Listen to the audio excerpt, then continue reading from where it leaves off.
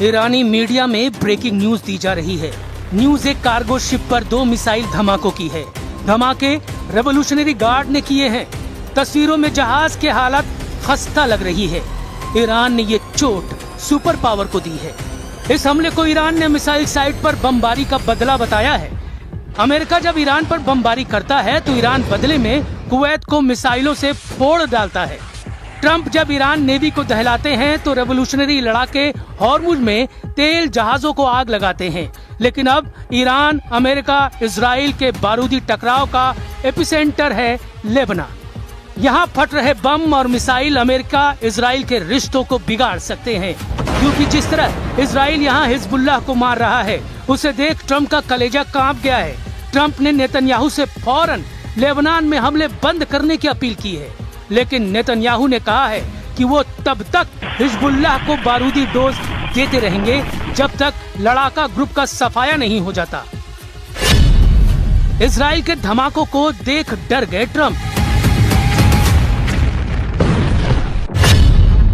Beirut पर बमबारी, plane से ट्रंप के उड़े होश।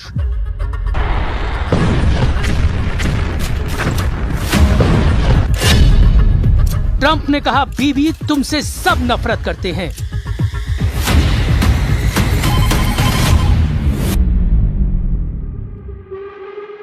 ट्रंप की धमकी बारूद से ज्यादा विस्फोटक साबित हो गई है। नेतन्याहू आउट ऑफ कंट्रोल हो गए हैं।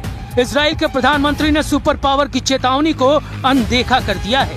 नेतन्याहू ने ऐलान किया है कि बेरूत को बर्बाद होने से कोई नहीं बचा पाएगा। नेतन्याहू ने ये बात ट्रंप को भी बता दी है कि इजराइल का स्टैंड बदला नहीं है, उसका प्लान एक्टिव है। तो क्या होगा ट्रंप के शांति प्रस्ताव का? क्योंकि ईरान ने कहा है कि अगर अब लेबनान पर एक भी बम फटा तो तेल अवीव में मिसाइलों की आंधी आएगी। ईरान की सेना ने चेतावनी दी है, अगर इजराइल ने लेबनान में हमला किया तो उसकी ओर से जवाब दिया जाएगा। इजरायली आर्मी की ओर से लेबनान में बमबारी और कई इलाके खाली करने की धमकी देने के बाद ईरान ने भी इजरायली इलाकों को खाली करने का मैसेज भेज दिया है। ईरान के खातम अल अंबिया सेंट्रल हेडक्वार्टर से इब्राहिम ज़ुल्फ़ागारी ने नेतन्याहू के नाम पैगाम भेजा है। قرارگاه مرکزی حضرت خاتم الانبیا صلی الله علیه و آله و سلم دقایقی پیش با هشدار به نخست وزیر رژیم صهیونیستی اعلام کرد نتانیاهو در ادامه شرارت‌های خود در منطقه ضاحیه و بیروت را تهدید. ईरान फिलहाल हॉर्मुज फ्रंट पर पूरा फोकस बनाए हुए है। ईरान ने अमेरिका के हमलों का बदला लेने तक का ऐलान कर दिया है।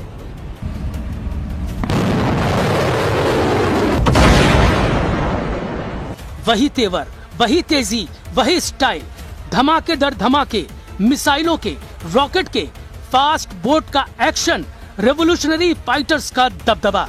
ईरान ने अमेरिकी गुरूर को फिर से तोड़ दिया। अब की बार ये बताकर मारा है कि ईरान की हद में जो आया उसका सफाया तय है।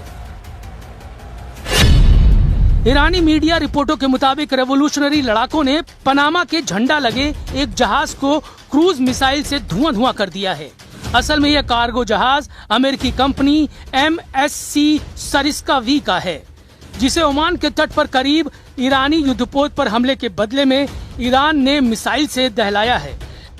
इससे पहले 1 जून को अरब सागर से गुजर रहे एक कार्गो शिप पर मिसाइल से हमला हुआ, जिससे इराक के तट पर एक बड़ा विस्फोट हुआ। ये मिसाइल हमला इराक तट पर कसर से लगभग 40 समुद्री मील साउथ ईस्ट में हुआ था। समुद्री सुरक्षा एजेंसी ने बताया कि टक्कर के बाद एक जोरदार विस्फोट हुआ। यूके MTO ने मिसाइल हमले से प्रभावित जहाज की जानकारी साझा नहीं की है। इधर ईरान ने अमेरिका के साथ सभी तरह के संपर्क रोकने की बात कह दी है। ईरान की सरकारी मीडिया तस्नीम ने बताया कि axis of resistance Hormuz strait के बाद अब लाल सागर के एंट्री गेट पर मौजूद बाब अल मंडेब स्ट्रेट को भी बंद कर सकते हैं। हॉर्मुज स्ट्रेट के बंद होने से दुनिया के कई देश गंभीर तेल और गैस संकट में फंस गए हैं। लेकिन अब अगर बाब अल मंडेब को वास्तव में बंद किया जाता है तो इसके विनाशकारी परिणाम हो सकते हैं।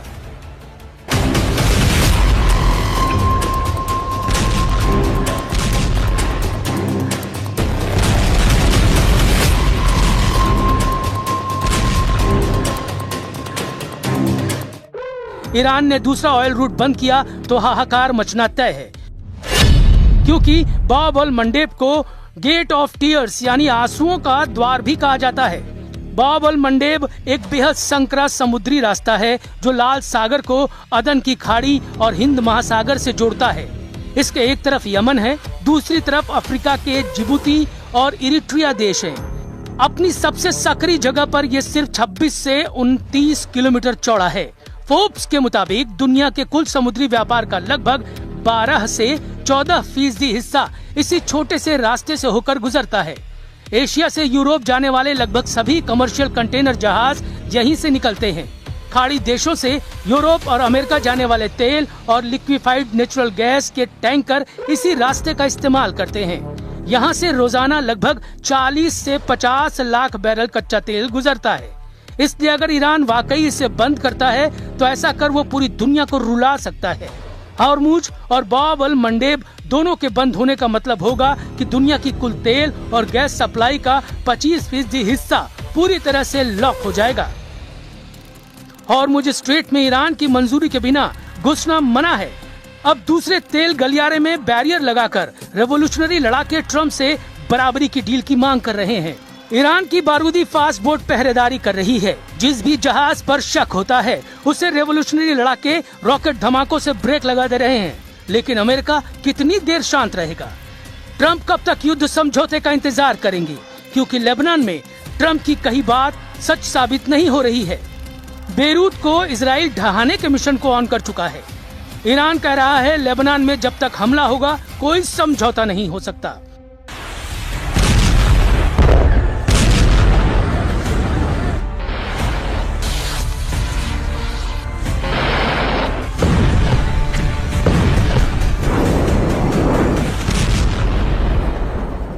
کردیم و کماکان تأکید داریم بر این نکته که آتش بس در لبنان بخش لاینفک هر گونه آتش بس و هر گونه توافق نهایی برای خاتمه جنگ هست. ट्रम्प और ईरान की धमकियों के बाद इजराइल हमले बंद क्यों नहीं कर रहा है तो उसकी वजह जान लीजिए। दक्षिणी लेबनान में हिजबुल्लाह लड़ाकों के ड्रोन हमले में इजरायली डिफेंस फोर्स का एक सैनिक मारा गया है और 3 सैनिक घायल हो गए हैं। ये हमला ब्यूफोर्ट किले के आसपास की रणनीतिक पहाड़ी पर कब्जा करने के एक दिन बाद हुआ है। मारे गए सैनिक की पहचान 20 साल के स्टाफ सार्जेंट एडम जारफती के तौर पर हुई है, जो इजराइल डिफेंस फोर्स की कमांडो ब्रिगेड की मैगलन यूनिट में तैनात थे।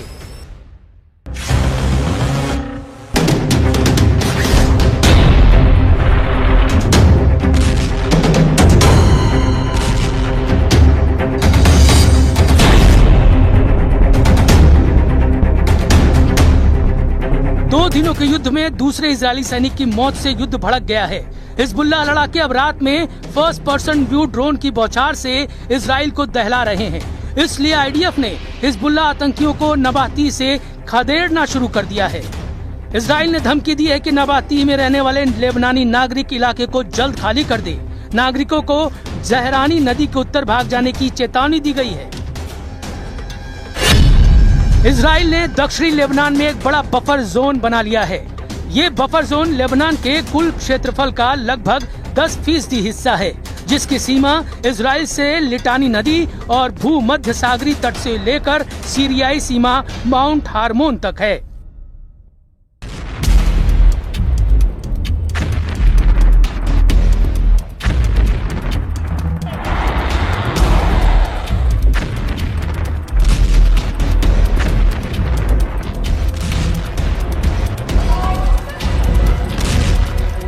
हालांकि हिजबुल्लाह के गढ़ कहे जाने वाले बेरूत में अब भी लड़ाका ग्रुप का कंट्रोल है।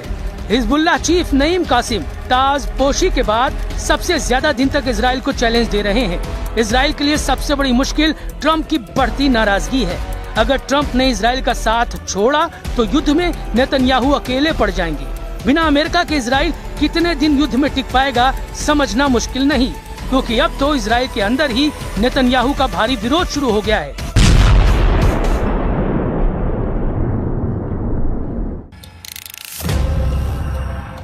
एक तरफ दक्षिण लेबनान में इजराइल नए नए किले फतह कर रहा है। दूसरी तरफ उन किलों पर कब्जा जमाए रखने के लिए नेतन्याहू के सामने सैनिकों का संकट खड़ा हो गया है। इजराइल के कंट्रोल वाले पश्चिमी यरूशलेम में कोहराम मचा हुआ है।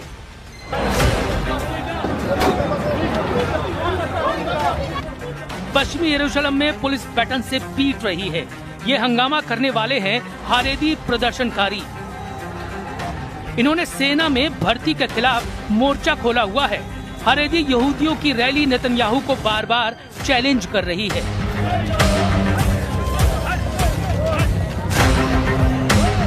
जब इजराइल ने गाजा, लेबनान और सीरिया में फौज में तैनाती की हुई है और ईरान से युद्ध किसी भी वक्त शुरू हो सकता है। इजराइल की सेना में भर्ती का मुद्दा बहुत गरमाया हुआ है। अनिवार्य सर्विस का विरोध चल रहा है। इस विरोध का सेंटर पॉइंट वो हारेदी यहूदी समुदाय है जो नहीं चाहता कि उस पर सेना में अनिवार्य सर्विस का दबाव डाला जाए। इसी डिमांड के साथ हजारों लोग यरूशलेम में इकट्ठा हुए। इजराइल में नेतन्याहू को हिजबुल्लाह और हमास से इतनी बड़ी टक्कर नहीं मिली जितना इजराइल के अंदर हारेदी समुदाय का विरोध उनके लिए मुसीबत बन चुका है। भ्रष्टाचार के मुकदमों के अलावा अब ये भीड़ नेतन्याहू पर आग बबूला है। ये लोग युद्ध में नहीं जाना चाहते। हारेदी यहूदियों की दलील है कि पवित्र किताब तोरा का अध्ययन इजराइल की हिफाजत करता है। ऐसा करना उनकी ही जिम्मेदारी है, इसलिए उन्हें फौज में भर्ती से छूट मिलनी चाहिए। हारेदी यहूदियों का मानना है कि सेना का माहौल उनके धार्मिक नियमों से अलग है, जहां पुरुष और महिलाएं साथ रहते हैं। खाने पीने के नियम भी ऐसे हैं जो उनकी प्रार्थना के नियमों से मेल नहीं खाते। हारेदी यहूदी समुदाय इजराइल देश की स्थापना को भी सही नहीं मानता। ऐसे में हारेदी युवाओं की धार्मिक आस्था कमजोर होती है।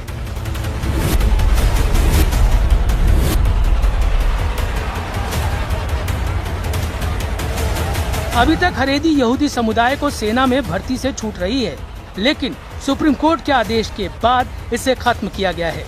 नेतन्याहू के गठबंधन वाले साथी भी यही चाहते हैं। ऐसे में नेतन्याहू सरकार से हारेदी समुदाय की टक्कर तेज होती जा रही है, लेकिन नेतन्याहू की दिलेरी से दुश्मन वाकिफ हैं। फाइटर लीडर कभी भी मुश्किलों से घबराते नहीं। दुश्मनों की भीड़ कितनी ही बड़ी क्यों न हो, इजराइल टकराने से बचता नहीं। इजराइल जमकर लड़ रहा है। फैसला ट्रम्प को करना है कि वो साथ देंगे या नहीं, क्योंकि ये युद्ध इजराइल से ज्यादा उनकी साख का सवाल है।